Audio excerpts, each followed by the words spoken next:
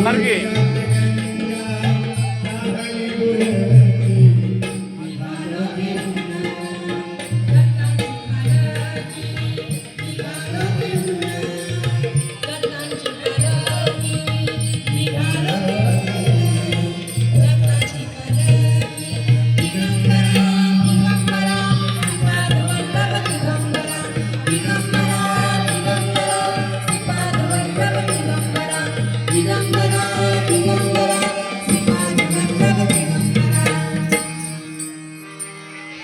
असं पूर्ण कर रे.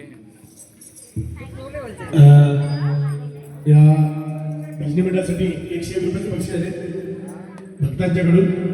आम्ही त्यांचे आभार आहोत. काय नाव माहिती नाही, प्लीज नाव सांगितलं बरं.